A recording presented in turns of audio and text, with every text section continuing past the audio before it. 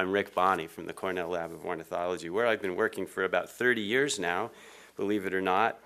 And I'm going to do my best to take you into the frontiers of PPSR and even explain to you why we call it that awful name.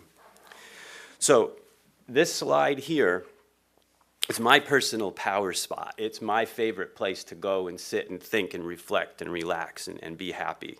Some of you might even recognize this as part of the Cape Cod National Seashore. This is in Wellfleet, Massachusetts.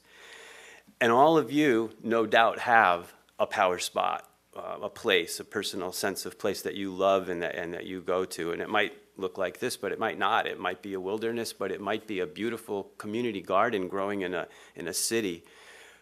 It could be in suburbia somewhere, something that somebody has saved or preserved for biodiversity. It could be a playground with happy kids in it. But there is a place, and I want you to hold that in your mind and think about the fact that these places don't usually look, or often don't look like this, but they tend to look more like this, because almost everywhere that we go, there are people, there are humans who have come into the scene in some way, shape, or form.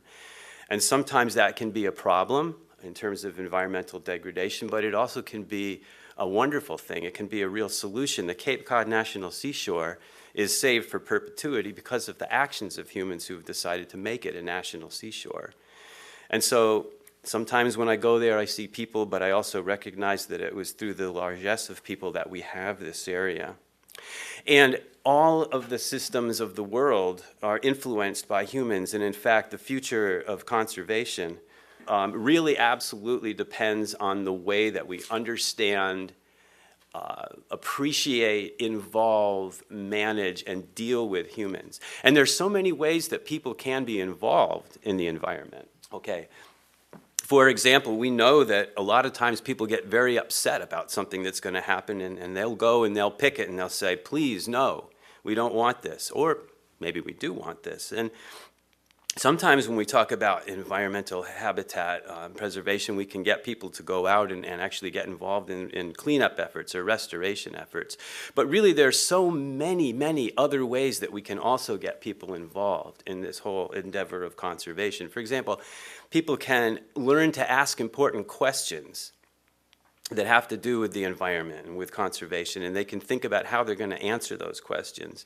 They can also be involved in data collection projects to get out and gather the information that we need and that we require in order to achieve effective conservation. And they can also be involved in the decision-making process. They can take results of projects, they can take their convictions, their beliefs, they can go to elected officials and other decision makers, and they can help to make their voices known.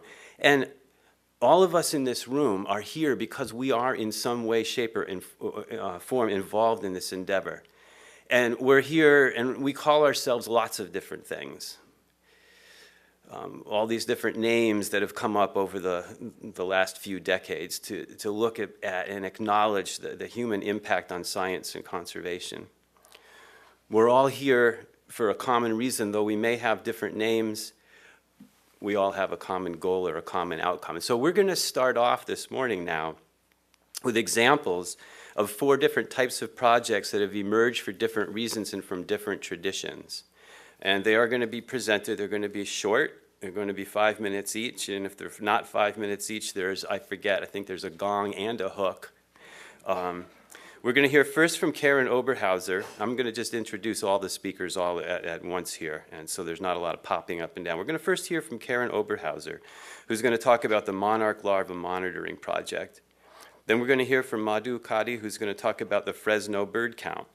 Then John Sigliano is going to talk about conch research in Belize, and then Jonathan Long is going to talk about pictures of Apache land. And we selected these, the program committee, not because they're the best or the most important, but because they are representative of different approaches that we're all going to be talking about, dissecting, and helping to put back together over the course of the next couple of days.